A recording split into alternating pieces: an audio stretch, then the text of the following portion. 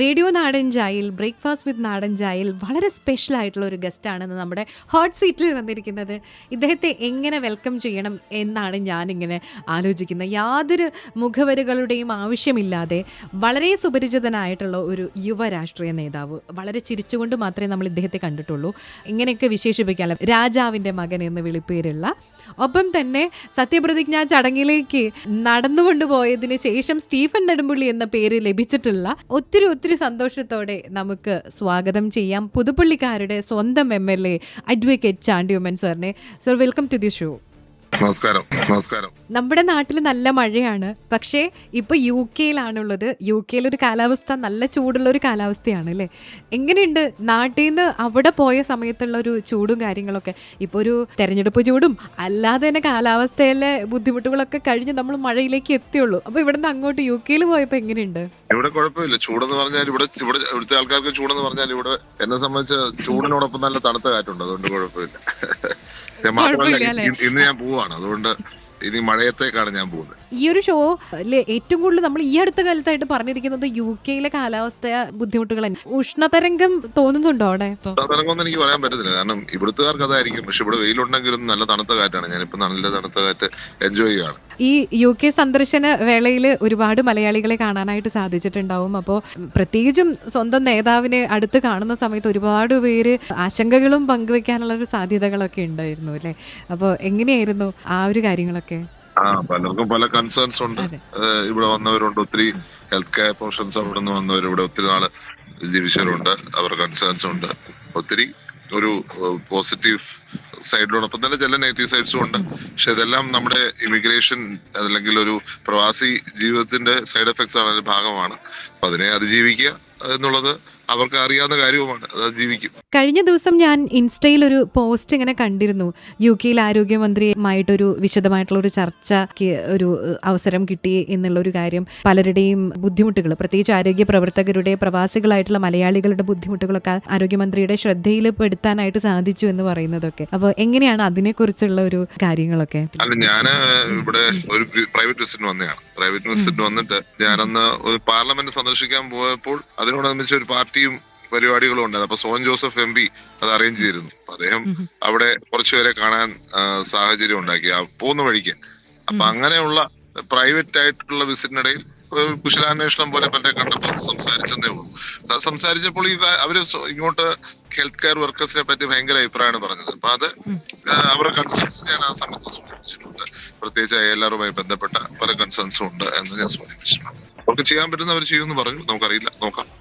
അങ്ങനെ UK-യിലെ വിശേഷങ്ങളിൽ നിന്ന് നമ്മൾ ഇനി ഞങ്ങൾക്കറിയാനുള്ള ചില ചോദ്യങ്ങളിലേക്ക് വരികയാണെങ്കിൽ, ഇപ്പോൾ സൈക്കിളിനോടുള്ളൊരു പ്രണയം എപ്പോഴും കാണാറുണ്ട് പല പോസ്റ്റുകളിലൂടെ. മാത്രമല്ല ഈ പ്രചരണ കാലഘട്ടത്തിലൊക്കെ നമ്മൾ ഓൾറെഡി കണ്ട ഒരു കാര്യമാണ് സൈക്കിൾ ഉപയോഗിക്കുന്നതും. പണ്ട് മുതലേ സൈക്കിൾ ഉപയോഗിക്കുന്ന ഒരാളാണെന്ന് പലപ്പോഴും നമുക്ക് മനസ്സിലായിട്ടുണ്ട്. ഈ സൈക്കിളിനോടുള്ളൊരു ഇഷ്ടം എന്ന് തുടങ്ങിയതാണ്? അല്ല, അത് ഞാൻ ചെറുപ്പം തൊട്ട് നമുക്ക് അതൊരു ഹാബിറ്റ് ആയിരുന്നു. അതുപോലെ തന്നെ നമ്മളെ സംബന്ധിച്ച് ഞാൻ സെന്റ് സ്റ്റീവൻസിൽ പഠിക്കുമ്പോൾ അത്രയില്ലെങ്കിൽ ഞാൻ സുപ്രീം കോടതി പ്രാക്ടീസ് സമയത്ത് ഇടയ്ക്ക് സൈക്ലിങ് ചെയ്യുമായിരുന്നു. അത് കഴിഞ്ഞ് വീണ്ടും ഈ ഒരു ഇലക്ഷൻ സമയത്ത് ഒരു ഇലക്ട്രിക് സൈക്കിൾ, രണ്ടും കൂടെ ഉണ്ട്. എക്സസൈസും ഉണ്ട്, അതേസമയം ഫ്യൂൽ കോസ്റ്റ് കട്ട് എന്നുള്ളതാണ് നമ്മുടെ ഒരു കാഴ്ചപ്പാട്. അപ്പം മാത്രമല്ല നമുക്ക് ഒരു വേറെ ആരുടെ സഹായം ഇല്ലാതെ നമുക്ക് ആൾക്കാരെ കാണാൻ പറ്റും. പറഞ്ഞത് വളരെ കറക്റ്റ് ആണല്ലേ? നമുക്ക് സൈക്കിൾ ഉപയോഗിക്കുന്ന സമയത്ത് ആരോഗ്യമായിട്ടിരിക്കാനും പറ്റും.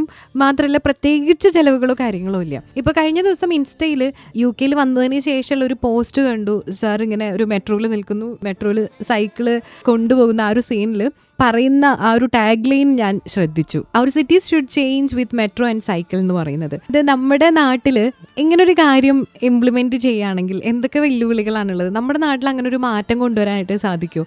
അതായത് ഒരു സൈക്കിൾ സൗഹൃദ കേരളം അല്ലെങ്കിൽ ഒരു മെട്രോ സൗഹൃദ കേരളം. ഇപ്പോൾ ഓൾറെഡി നമുക്ക് കൊച്ചി മെട്രോ അത്രയും സക്സസ്ഫുൾ ആയിട്ട് പോകുന്ന ഒരു കാര്യമാണെങ്കിലും കുറച്ചും കൂടെ എങ്ങനെ അത് കേരളത്തിലേക്ക് വരുമ്പോൾ എങ്ങനെയായിരിക്കും?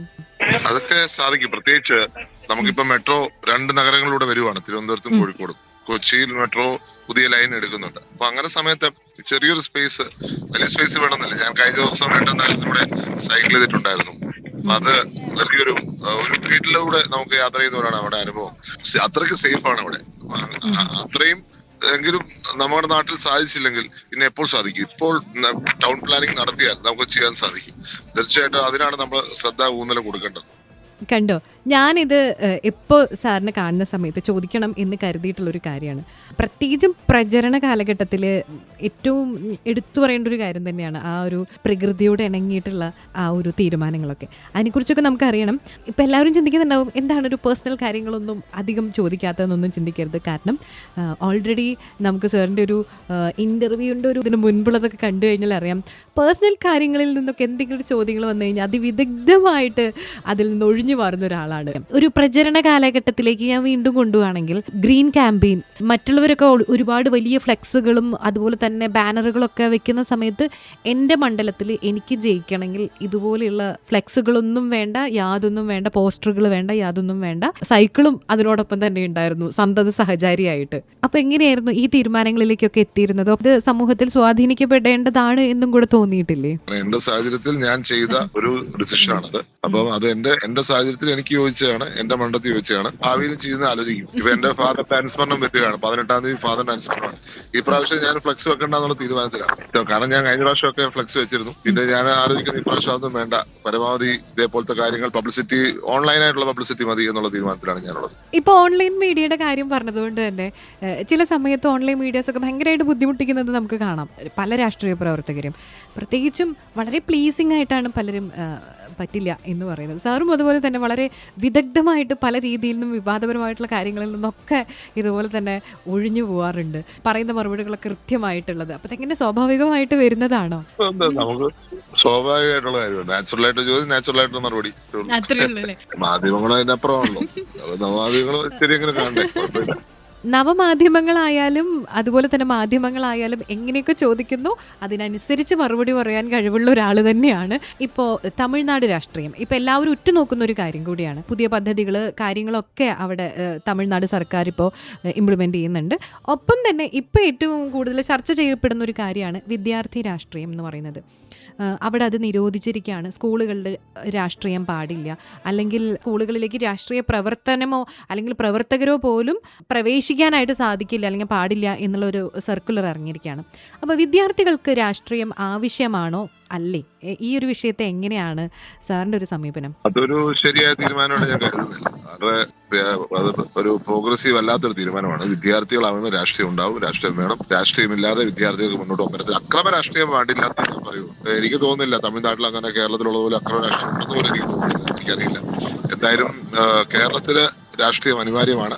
വിദ്യാർത്ഥികളെ നേതാക്കളാക്കി മാറ്റുന്നത്, ഏത് രംഗത്ത് ചെന്നാലും നേതാക്കളെ ആക്കി മാറ്റുന്നത്. ഞാനിപ്പം സെന്റ് സ്റ്റീവൻസ് കോളേജിൽ യൂണിയൻ ചെയർമാനായി മത്സരിച്ച് ജയിച്ച ആളാണ്. അതുകൊണ്ടാണ് എനിക്കിന്ന് ഈ അവസരം കിട്ടിയത് ഞാൻ വിചാരിക്കുക. അപ്പം അതുകൊണ്ട് നമുക്ക് രാഷ്ട്രീയം അനിവാര്യം തന്നെയാണെന്നാണ് ഞാൻ കരുതുന്നത്. കേരളത്തിൽ എന്തായാലും അങ്ങനെയുള്ള ഒരു ചിന്ത സാധിക്കത്തില്ല. അത് സാധിക്കുന്ന പ്രശ്നമില്ല, അനുവദിക്കുന്ന പ്രശ്നമില്ല. കേരളത്തിൽ അങ്ങനെ ഒരു സാഹചര്യം വന്നു കഴിഞ്ഞാൽ ഒരു വിദ്യാർത്ഥി രാഷ്ട്രീയം നിരോധനം എന്തായാലും അനുവദിച്ചു കൊടുക്കില്ല എന്ന് തന്നെയാണ് കേട്ടോ പുതുപ്പള്ളിയുടെ സ്വന്തം MLA ഇതാ ഇപ്പൊ പറയുന്നത് കേട്ടോ. ഇനി ദേ നമ്മൾ വീണ്ടും നമ്മുടെ ഫിഫ വേൾഡ് കപ്പ് നടന്നുകൊണ്ടിരിക്കുകയാണ്. നല്ല അർജന്റീന ഫാനാണ്, കട്ട ഫാനാണെന്നുള്ളത് പല രീതിയിൽ ഞങ്ങൾക്ക് മനസ്സിലാവുന്നുണ്ട്. ഒരു നല്ല ഫുട്ബോൾ പ്ലെയർ ആണോ? ഫുട്ബോൾ പ്ലെയർ ആണെന്ന് പറയല. ഞാൻ നോക്കുമ്പോൾ പ്രചരണ സമയത്ത് ക്രിക്കറ്റ് കളിക്കുന്നത് കണ്ടു, ഫുട്ബോളിന്റെ സമയത്ത് ഫുട്ബോൾ കളിക്കുന്നത് കണ്ടു, സൈക്കിൾ, മൊത്തം സ്പോർട്സിനോട് ഭയങ്കര താല്പര്യമുള്ള ഒരാളല്ലേ? സ്പോർട്സ് ഭയങ്കര താല്പര്യമാണ്. അത് ചെറുപ്പം തൊട്ട് സ്പോർട്സ് ഒത്തിരി കാണുമായിരുന്നു. അപ്പൊ ഇവിടെ വന്നിട്ട് വിംബിൾഡൺ കാണണമെന്നുണ്ടായിരുന്നു. പക്ഷെ TV കുറെ വിംബിൾഡൺ കണ്ടു. നമ്മളിപ്പോ പഴയ കളിക്കാരൊക്കെ ഞാൻ ഓർക്കുക, ഞാൻ ചെറുപ്പത്തിൽ ഒത്തിരി ഗെയിംസ് കാണുമായിരുന്നു. സ്പോർട്സ്, ഡേവിസ് കപ്പ് ഉണ്ടായിരുന്നു, ടെന്നീസ് വരുമ്പം. അതുപോലെ തന്നെ നമുക്ക് എന്താ പറയാ, ഹോക്കിയില് ഞാൻ കാണുമായിരുന്നു. അപ്പൊ എനിക്കത് സ്പോർട്സ് ഭയങ്കര ഇൻട്രസ്റ്റ് ആയിട്ടുള്ള കാര്യം. പക്ഷെ അതിനുള്ള അവസരം ലഭിച്ചിട്ടില്ല എന്നുള്ള ഒരു വിഷമമുണ്ട്. അപ്പൊ മറ്റുള്ളവർക്ക് ഈ അവസരം ഉണ്ടാക്കി കൊടുക്കുക എന്നുള്ള എന്റെ ലക്ഷ്യം. അപ്പൊ അതെന്തായാലും അത് നിറവേറട്ടെ എന്നും കൂടെ പറയാണ്. പിന്നെ ഒരു കാര്യം കൂടെ ചോദിക്കുകയാണെങ്കിൽ, പ്രവർത്തന മേഖല എന്ന് പറയുന്നത് രാഷ്ട്രീയമാണ്, ഒരു അഡ്വക്കേറ്റ് ആണ്. ഏറ്റവും സന്തോഷം തരുന്ന ഒരു മേഖല ഏതാണ്? വക്കീലായിട്ടാണോ പൊളിറ്റിക്സ് തന്നെയാണോ? പൊളിറ്റിക്സ് തന്നെയാണല്ലേ. ഞങ്ങളുടെ റേഡിയോ നാടൻ ചായ എന്ന് പറയുന്നത് അയർലൻഡ് UK മലയാളികൾക്ക് വേണ്ടി ഉള്ള ഒരു റേഡിയോ ആണെങ്കിൽ പോലും ഇപ്പോൾ വേൾഡ് വൈഡ് നമ്മുടെ റേഡിയോ ഉണ്ട്. ഇപ്പോൾ പേഴ്സണലി സാറിന് പറയുകയാണെങ്കിൽ അയർലൻഡ് മലയാളികളോട് അല്ലെങ്കിൽ UK മലയാളികളോട് എന്താണ് പറയാനുള്ളത്?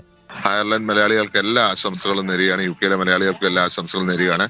നിങ്ങൾ എത്രയും ദൂരത്തിലാവുമ്പോഴും കേരളത്തെ പറ്റിയാണ് നിങ്ങളുടെ ചിന്ത മുഴുവൻ, നാടിനെ പറ്റിയാണ് ചിന്ത മറ്റും. നാടിന്റെ എല്ലാ ഉത്സവങ്ങളും പെരുന്നാളുകളും നിങ്ങൾ ഇവിടെ ആഘോഷിക്കുന്നു. എല്ലാ ആശംസകളും നേരുന്നു. തീർച്ചയായിട്ടും കേരളം നിങ്ങളോട് കടപ്പെട്ടിരിക്കുകയാണ്. കാരണം നിങ്ങൾ കാരണമാണ് കേരളം ഇന്ന് ഇങ്ങനെ നിൽക്കുന്നത്. നിങ്ങളെ എന്നും സംരക്ഷിക്കുവാൻ കേരളം തയ്യാറായിട്ടുണ്ട്. നിങ്ങളുടെ എല്ലാ സ്വത്തിനും സംരക്ഷണം നൽകുവാൻ ഒരു ബില്ല് കൂടി ഞാൻ അവതരിപ്പിക്കുന്നതായിരിക്കും ഈ നിയമസഭയിൽ വരുന്ന പ്രൈവറ്റ് മെമ്പേഴ്സ് ബില്ലിൽ എന്ന് കൂടി പറഞ്ഞുകൊണ്ട് വളരെയധികം സന്തോഷമുണ്ട്. കാരണം പ്രവാസികളുടെ സ്വത്തിനും സമ്പത്തിനും ഒക്കെ കൂടുതൽ സംരക്ഷണം ഉറപ്പാക്കുന്ന ഒരു സുപ്രധാനമായിട്ടുള്ള ഒരു ബില്ല് അവതരിപ്പിക്കാനായിട്ട് പോകുകയാണ് എന്നുള്ളൊരു വാർത്ത കേൾക്കുന്നത് അല്ലേ. അതും റേഡിയോ നാടൻ ചായയിലൂടെ നമ്മുടെ പ്രിയപ്പെട്ട ലിസണേഴ്സിലേക്ക് എത്തി എന്നതിലും ഞങ്ങൾ ഭയങ്കര സന്തുഷ്ടരാണ് എന്നും കൂടെ പറയാണ്. ഇത്രയും വിലപ്പെട്ടൊരു സമയം ഞങ്ങൾക്കായി മാറ്റിവെച്ചതിന്, റേഡിയോ നാടൻ ചായ ലിസണേഴ്സിനെ മാറ്റിവെച്ചതിന് ഞങ്ങളുടെ ഭാഗത്തു നിന്നുള്ളൊരു നന്ദി അറിയിക്കുകയാണ്. എല്ലാവർക്കും നന്ദി തരുന്നു. നമസ്കാരം. അതുപോലെ തന്നെ ഈ ഒരു ഇന്റർവ്യൂ സാധ്യമാക്കാനായിട്ട് നമ്മളെ ഹെൽപ്പ് ചെയ്തിട്ടുള്ള UK-യിലുള്ള അജീഷ് വെട്ടേരത്തിനെയും ഈ ഒരു സമയം നമ്മൾ നന്ദിയോടെ ഓർക്കുകയാണ്. നമ്മുടെ റേഡിയോ നാടൻ ചായയുടെ ഓണറായിട്ടുള്ള ജിബിൻ ജോണിന്റെ നല്ല സുഹൃത്താണ്. അപ്പോൾ അദ്ദേഹം കാരണങ്ങൾ കൊണ്ടും കൂടിയാണ് നമുക്ക് ഈ ഒരു സമയം തന്നെ അദ്ദേഹത്തിന് ഇന്റർവ്യൂ കിട്ടിയത്. അപ്പോൾ ഇത്ര നേരം നിങ്ങളോടൊപ്പം ബ്രേക്ക്ഫാസ്റ്റ് വിത്ത് നാടൻ ചായയിൽ കൂടെ ഉണ്ടായിരുന്നത് പുതുപ്പള്ളിയുടെ സ്വന്തം MLA അഡ്വക്കേറ്റ് ചാണ്ടി ഉമ്മൻ ആയിരുന്നു. ഒപ്പം ഞാൻ RJ ലിനി. അപ്പോൾ ബ്രേക്ക്ഫാസ്റ്റ് വിത്ത് നാടൻ ചായ തുടർന്ന് കേൾക്കാം. കേട്ടുകൊണ്ടിരിക്കൂ. ഇത് റേഡിയോ നാടൻ ചായ, യുവർ vibe, our tune.